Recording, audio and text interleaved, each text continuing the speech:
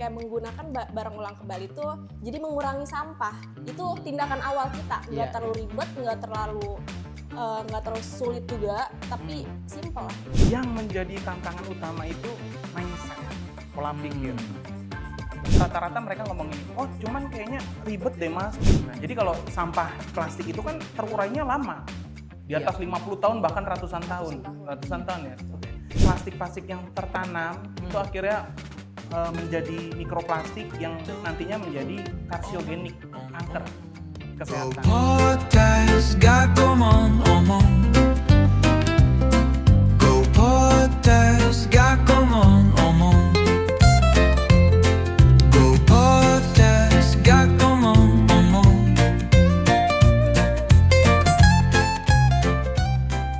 Hai Kinasta, kembali berjumpa di Go Podcast Gak Ngomong. Ini supporternya banyak sekali nih. Narasumber kita hari ini ternyata bawa supporter yang banyak begitu ya. Go Podcast ini tempat di mana obrolan ringan bisa jadi jalan untuk perubahan besar. Dan ini kita akan buktikan hari ini di episode kali ini. Kita akan ngobrol seputar yang kadang mungkin kita anggap sesuatu yang sepele, sesuatu yang tidak berarti. Yups, soal sampah. Dan kali ini kita kehadiran dua remaja yang giat sekali dalam mengkampanyekan untuk bersih-bersih lingkungan. Kita kehadiran dua anak muda dari komunitas Guna Ulang Aja. Tepuk tangan buat Putri. Selamat datang. Siap. Putri dan Bowo. Iya betul. Ini saya tadi baca namanya agak deg-degan ketika dikasih dari produser. Oh, gimana? Namanya Prabowo. Takut banget. Yang satu itu P. Maharani. Saya pikir Puan Maharani. Ternyata Putri Maharani. Gimana kabarnya? Baik. Alhamdulillah baik. Masih aktif di kepedulian terhadap sampah begitu ya? Ya. Apa aktivitasnya apa sehari-hari? Kalau aku pribadi kebetulan semester 8 lagi bikin film juga nih tentang lingkungan pastinya. Mahasiswa semester 8 yang emang mulainya kelamaan juga gap year-nya karena lebih fokus tadinya di pekerjaan. Cuman sekarang akhirnya fokus di kuliah sambil aktif di komunitas. Oke. Putri mahasiswa juga ya? Ya, aku mahasiswa semester 6. Semester 6. Ya. Dua mahasiswa yang peduli dengan sampah. Pertanyaan pertama saya, kenapa kalian generasi muda yang kok ngambil peduli dengan sampah? Ya pertama sih yang menjadi trigger utamanya itu kalau kita lagi di manapun gitu ya, terutama di kampus nih. Ya. Itu pas kita lewat kelas atau lewat selasarnya itu kok tong sampahnya selalu penuh gitu. Secara kan kita mungkin agak risih atau gimana, cuman ya keadaan gimana mungkin di kampus terbatas tempat sampahnya. Terus kepikiran, ini kenapa sih penyebab utamanya kan gitu. Kalau di tempat Putri gimana? Kalau dari aku nih sih Kak, aku kan biasanya berangkat ke kampus itu kan naik motor nih. Suka ngelihat pinggir jalan tuh suka ada sampah gitu kan. Tapi aku nggak mau langsung ambil sampah itu. Loh, kenapa nggak langsung ngambil? Kan kayak KDM tuh, KDM sering ngambil langsung. Nggak bisa kan bawa motor. Oh gitu ya. Terus kayak aku pengen cari nih solusinya yang harus aku dapetin tuh apa harusnya. Ternyata aku nemuin komunitas ini untuk bergabung. Mereka tuh lebih ke menggunakan bahan ulang kembali yang dimana kita tuh harus, kayak menggunakan barang ulang kembali itu jadi mengurangi sampah. Itu tindakan awal kita, nggak terlalu ribet, nggak terlalu sulit juga, tapi simple lah. Sejak kapan komunitas Guna Ulang Aja ini berdiri? Oke, jadi kita itu berdiri di Februari 2023, bertepatan dengan Hari Peduli Sampah Nasional. Oh. Nah, home base gua ini di Tangsel? Ya, Tangerang Selatan di Pamulang. Di Bambu Pamulang Apus. begitu ya? Betul, jadi kami ada di bawah Yayasan Imaji Hijau Nusantara, punya kantor berita, bukan kantor berita sih, portal berita, envira.id, memang yang fokus menangani atau memberitakan isu sampah. Nah, di situ akhirnya founder punya ide gimana nih supaya perjuangan ini bisa dilanjutkan tongkat estafetnya ke generasi bawah. Iya, Dalam arti generasi penerus ya, generasi Z Betul. dan Alpha dan sebagainya. Dan ini unik sih, kan ke masyarakat apa yang melatar belakangi kamu terjun? Ya itu Kak, awalnya kan memang dari keresahan ya. Aku pengen dapat ilmunya juga, aku pengen kasih ilmunya juga, gitu.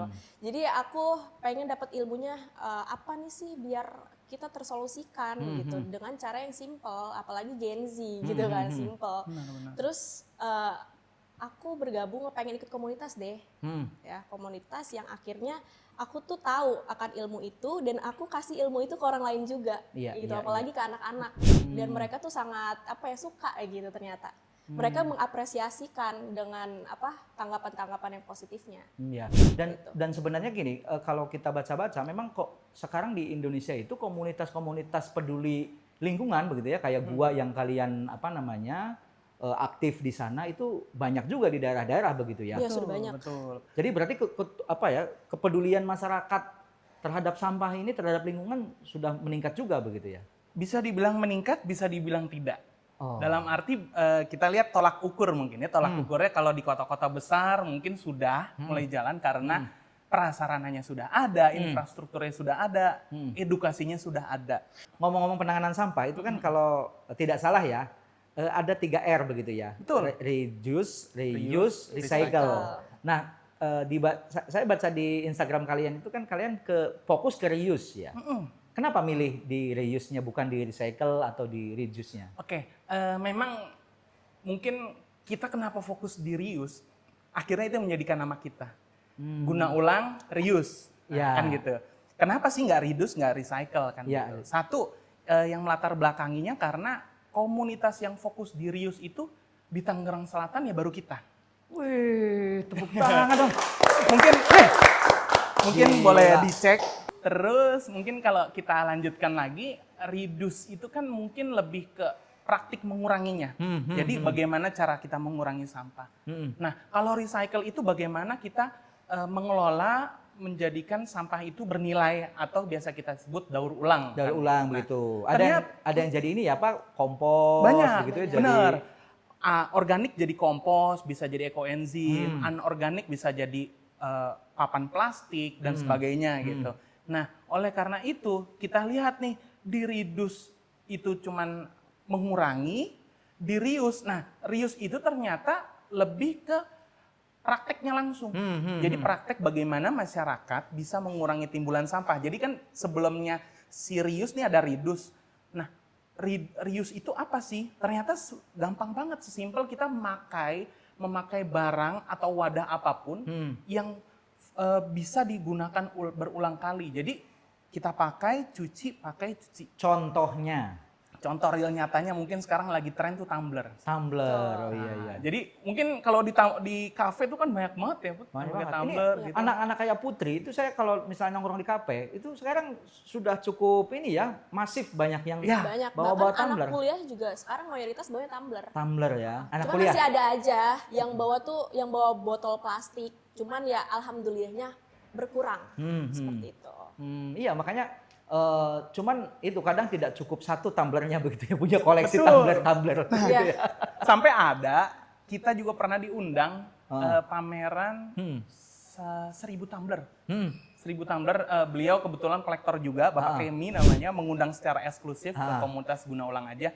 Yuk mampir lihat nih koleksi saya ada 1000 tumbler gitu. Kaget juga, wah ini tumbler dari negara mana aja Pak? Akhirnya dijelasin, ini ada dari negara ini, negara ini, negara ini. Lu Wow. jenis-jenis tumbler juga ada Jenis tumbler ada banyak. dari negara-negara. Negara-negara. Oh sampai ada yang mengoleksi itu ya? Ada, betul. Jadi ini sesuatu yang unik juga dan sebagai pembakar semangat buat komunitas kita. Gitu. Iya, Jadi pasti. ya udah sesimpel kita pakai barang yang bisa diguna ulang, ya udah akhirnya kita fokus untuk menularkan gaya hidup reuse ini ke masyarakat. Nah, tentu ada tantangan-tantangan. Apa tantangan yang kalian hadapi selama ini? Oke, kalau ditanya tantangan pasti ya banyak. Dalam artian banyak yang menjadi tantangan utama itu mindset, pola pikir. Contohnya seperti ini. Pada saat kami turun ke lapangan, terus memberikan paparan gitu ya, Bu atau Kak atau Bapak atau siapapun di masyarakat ini sesimpel ini loh, reuse begini gini. Terus mereka kadang ada yang, bukan kadang sih, rata-rata mereka ngomong ini, oh cuman kayaknya ribet deh mas kalau bawa tumbler. Iya pasti itu. Wah ribet harus bawa kotak makan. Jawabannya begitu. Mas. Jawabannya gitu. Cuman ya itulah yang menjadi tantangan buat kami nih. Bagaimana memang kita ribet dulu nih. Tapi kan itu yang akan kita tabung nanti untuk ke penerus generasi penerusnya. Masa kita ibaratnya oke, kita bijak, kita hidup di tahun sekian gitu. Pakai yang sekali pakai. Betul. Nah, cuman gimana tuh nanti warisan sampahnya di generasi berikutnya? Generasi berikutnya. Ya, begitu. mungkin ya kita nggak bisa semudah membalikan telapak tangan, Iya, tapi iya. kita terus aja untuk menyalurkan tentang gaya hidup reuse ini ke masyarakat. Gimana itu kalau kamu menghadapi nih misalnya mau sosialisasi, mau mengajak, apa yang dilakukan? Bisa dipraktekkan dong, misalnya saya nih, saya masyarakat deh, saya ketua RT gitu ya. Oh, iya, siap. Putri datang deh, praktekkan bagaimana mensosialisasikan gerakan kalian. Oke. Pertama pastinya Sebentar, ketua RT dulu dong.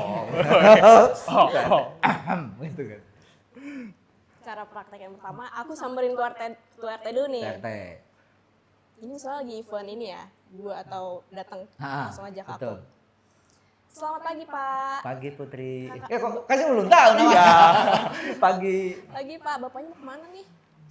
Saya mau ke warga, tadi ada yang mau minta surat. Keluarga kan pasti aus ya, pasti kan keliling-keliling aus kan Pak? Iya. Bapaknya bawa tumbler nggak? Saya biasanya ngopi di warung kopi. Dulu ngopi biasanya pakai plastik dong. Aduh, iya sih biasanya ada apa? Apa di Gelas Starling. Starling, bener. Kan, tapi lebih baiknya nih Pak, kalau misalnya bayangin Bapak beli kopi plastik buang gitu aja, jadi apa? Jadi sampah. Sampah kan? Iya. Tapi Bapak bawa tumbler deh dari rumah. Hmm. Tumblernya diisiin kopi, dicuci lagi, bisa dipakai lagi, iya nggak? Betul. Nggak jadi sampah kan? Sampah. Wih, tepuk tangan dulu. Ini Sesimpel itu aja. Sesimpel itu ya? Dulu aja. Nggak terlalu yang dikasih tahu materinya. Nih kayak gini Pak, gini gitu harus kayak gini Pak. Enggak. Nanti pusing kan. Baru ketemu masa langsung dikasih tahu. wah ini. Ini kayak ajakan aja. Ini Mas Bowo punya volunteer kayak gini yang banyak-banyak deh gitu kan. Oh siap, Bapak Naf. Karena kami sadar gitu ya, masyarakat itu akan menerima dengan mudah ketika yang ditampilkan sebagai mentor atau sebagai volunteer tuh yang ibaratnya mungkin secara looks. Masyarakat yang ngeliat looks, oh iya oke. Coba macam saya di depan gitu ya. Oh gitu kan ditolak duluan ya. Kadang ada yang takutan, waduh ada tukang pukul. Bener Kak Bowo, sebenarnya tadi saya mau ngomong begitu. Waduh. Tapi nggak enak gitu ya. Gitu. Sadar diri. Sadar diri gitu ya nggak apa-apa. Jadi terus ada nggak yang menolak begitu, ditolak? Oh ngapain ini? Penolakan pasti ada selalu. Jadi ketika kita kan ada ke masyarakat, ada ke sekolah, ada ke ruang terbuka. Nah biasanya penolakan paling banyak itu di ruang terbuka. Macam kayak taman atau car free day atau alun-alun kota gitu. Pasti selalu mereka menganggapnya mungkin disuruh sumbang atau apa. Nah itu juga menjadi tantangan kami dan volunteers untuk selalu di awal itu mengajak tapi tidak yang memaksa gitu. Jadi ya kita sih fokus mungkin yang mereka aja mau dengerin dulu. Gitu.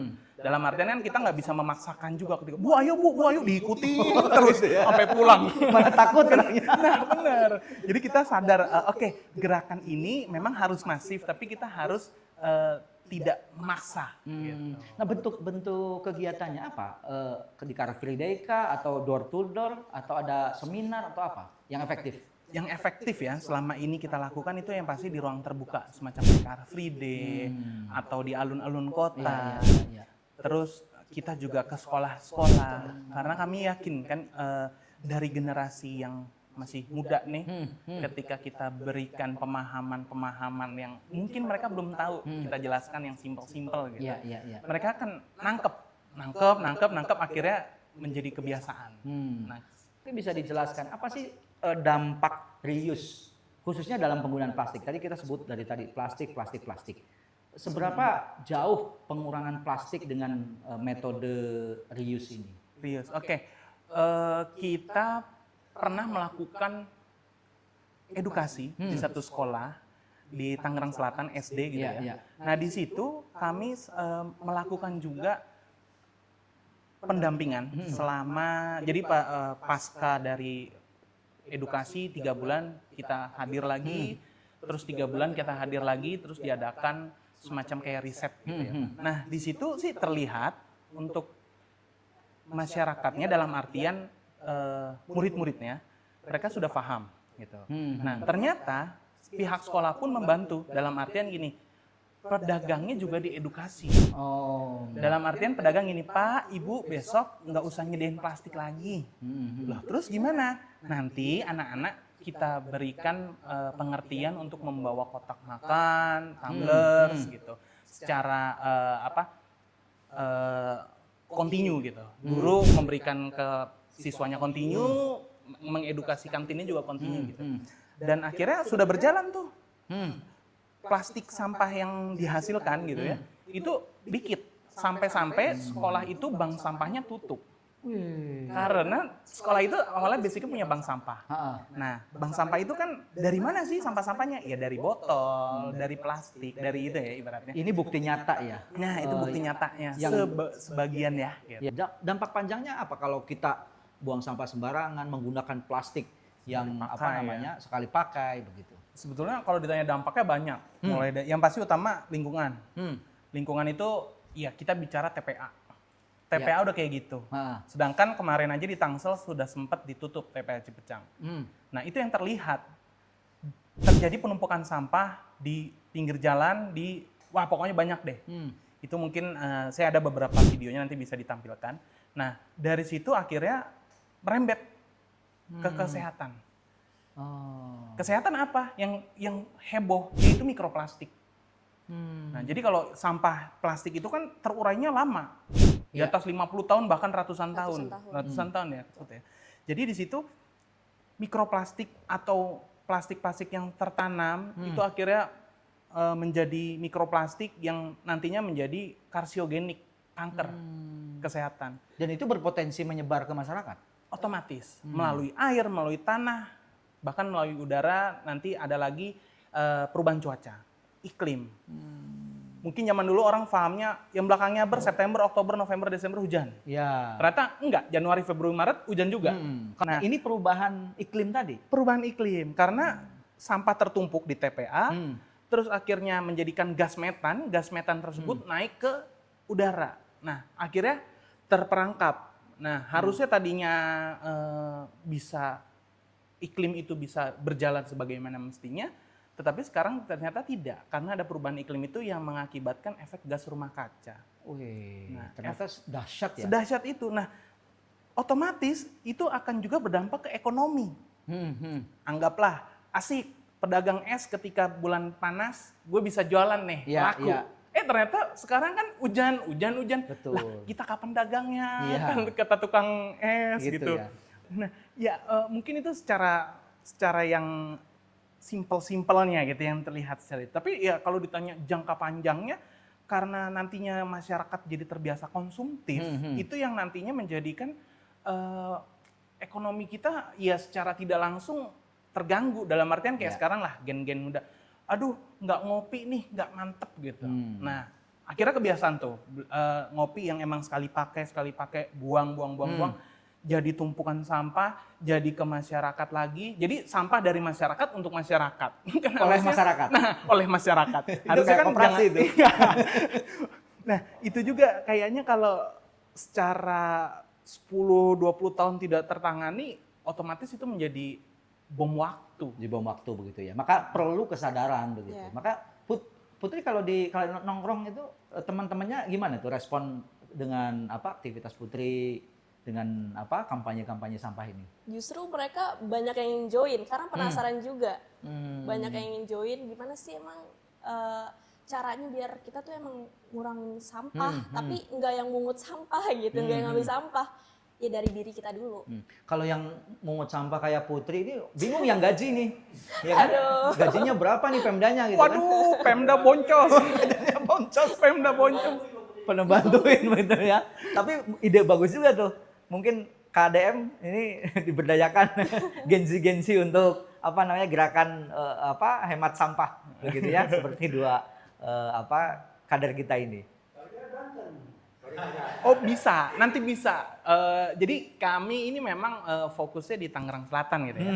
Cuman secara prakteknya dimanapun kami berada, di situ kami biasanya tetap melakukan edukasi gitu. Mungkin belum langsung membawa nama kami dari GUA gitu, enggak. Cuman secara Semangatnya ada ya? Semangatnya terus ada. Dan memang kami mengharapkan nantinya komunitas kami ini hadir di daerah-daerah lainnya. Untuk merubah mindset yang serba praktis, kemudian tadi harus pakai yang guna ulang begitu. Oke, tentunya di sini ketika komunitas bergerak sendiri, masyarakat juga akan memilih yang lebih simpel. Dalam arti, oh iya, orang masih disediain kemasan yang sekali minum 600 mili. Ya, nah seberapa penting sih peran komunitas? Apa harus ada komunitas untuk menumbuhkan kesadaran itu, atau mungkin ada peran-peran dari stakeholders yang lain? Kalau itu kita lihat perannya sebetulnya harus berjalan paralel, Kak. Tidak hanya komunitas seperti kalian ya? Iya, benar. Karena kan nggak digaji kan? Putri digaji berapa, Put? Aduh, ada ya. Nggak ada, nggak digaji ya? Enggak, jadi karena kita NGO ya, terus yang tidak digaji, cuman kami di sini tergerak, kalau nggak ada perubahan yang ngerubah siapa lagi. Jadi ya di situ sih yang menjadi penggerak utama kita untuk terus berjalan gitu. Nah, terus kan tadi menyambung pertanyaan peran-perannya gitu.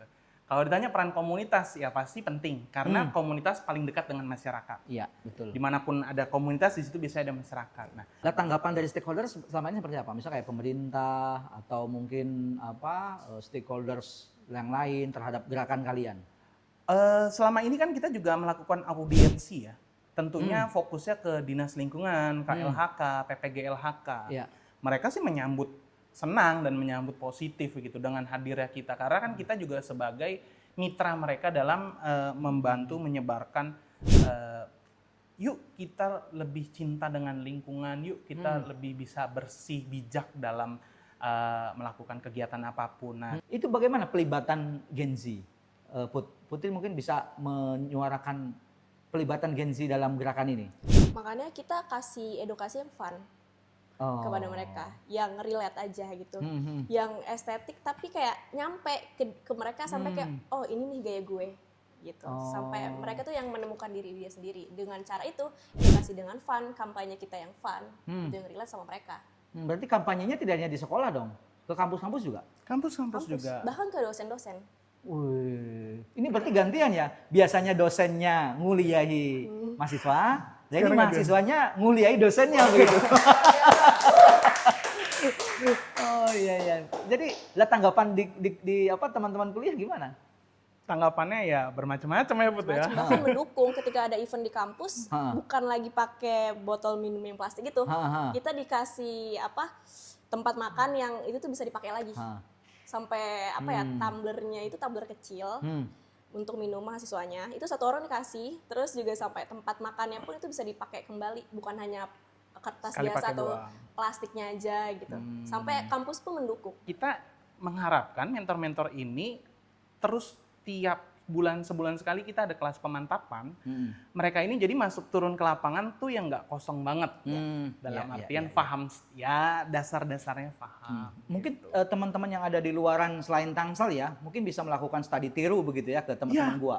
Boleh banget. Misal kalau teman-teman yang di luar Jawa pun mau kontak ke kita, bahkan mau membuat gerakan yang sama, kita siap sharing, kita siap melakukan pendampingan agar teman-teman yang di luar Pulau Jawa pun bisa merasakan atau mendapatkan komunitas yang memang satu visi, satu misi. Mungkin boleh sedikit cerita perjalanan sampah. Sampah dari rumah, terus kemana? Yang benar itu kan ke TPS 3R. TPS 3R itu apa sih? TPS itu di mana? TPS 3R itu ada di wilayah RW-RW. Memang belum semuanya ada. Cuman ketika ada TPS 3R itu nanti sampah dipilah, baru nanti yang masuk TPA itu residunya. Residu apa sih? Semacam kayak kertas nasi yang udah nggak kepake, terus styrofoam, terus popok pun termasuk residu Residu, gitu. ya. Nah, makanya kami di hulu ini ngasih tahu nih, yuk dari rumah kita mulai pilah sampah dulu. Kalau misalnya gini, kita udah ngurangin, tapi kan pasti ada sampah. Iya, iya. Nah, sampah itu nanti yang kita pilah. Dalam artian sampahnya itu ada yang sampah kering, sampah basah. Itu dulu, kering, basah, kering, basah. Karena nanti pada saat praktiknya di bank sampah, sampah kering itu nanti dibagi lagi menjadi 20 macam. Banyak banget. Nah, ini betul. kalau dijelaskan podcastnya nggak selesai-selesai ini. Bener. Sesimpel botol. Ternyata botol AMDK itu tutup harus dipisah, badan harus dipisah, film lapisannya harus dipisah. Itu aja udah 3. Yang saya tahu kalau botol itu langsung dikeres, Nah, dimasukin gitu ya. sebetulnya itu sangat bagus. Dalam artian si produsen pun mau mengajarkan. Tapi yang kurang dari produsen itu mereka belum mau men-take back. Oh iya iya. Yaudah sini sampahnya kami tarik. Nah nanti perusahaan yang memproses gitu. Sayangnya belum ke situ. Belum. Ajakan untuk Genzi supaya sebagai populasi terbesar supaya sadar terkait dengan sampah ini, supaya peduli. Apa yang bisa Putri sampaikan? Kalau menurut aku, lu nggak harus sempurna, tapi minimal ada hal-hal kecil, ada konsisten yang diri lu tanemin. Karena perubahan itu bukan dari perubahan itu nggak langsung besar, tapi dari langkah kecil. Betul dari sekali. Satu langkah dulu aja. Luar biasa. Tangan lagi. Luar biasa. Ini 2 Genzi masih mahasiswa yang menggeluti di dunia kepedulian terhadap sampah, dan gua lihat luar biasa, menguasai betul begitu ya. Dan sebagai apresiasi kami dari tim podcast ada, sudah Wah apa tuh? ada karikatur hadiah untuk Kak Bowo dan Kak Putri. Tunjukin dong. Keren. Mirip banget ya. Mirip banget ya. Oke. Wah, Genasta, gila banget. Tadi kita sudah ngobrol dengan Kak Bowo dan Kak Putri dari komunitas gua terkait dengan bagaimana penanganan sampah yang baik. Dan kita dikasih semangat untuk tidak membuang sampah sembarangan dan tidak sekedar hal-hal kecil tadi seperti membawa tumbler kemana-mana, dan sampai paradigma kita yang harus dirubah terkait dengan sampah ini yang ternyata bisa memberikan dampak luar biasa untuk masa depan. Buat lo yang masih mikir apakah reuse terkait dengan sampah plastik ini bisa memberikan perubahan besar untuk dunia, jawabannya pasti. Sekali lagi gua bilang pasti memberikan dampak besar untuk dunia yang kita pijak. Terima kasih untuk teman-teman gua yang sudah memberikan sharing dan ngasih semangat untuk hidup jadi lebih bijak dengan sampah. Ingat, sampai jumpa di episode berikutnya. Ingat, bumi ini bukan warisan dari nenek moyang, tetapi titipan untuk anak cucu kita. Jadi yuk, jaga bersama-sama, stay conscious, stay cool, dan go podcast! Romo. Sampai jumpa! Terima kasih. Terus kita ngobrol. Makasih loh, tadi. Dope. Almost.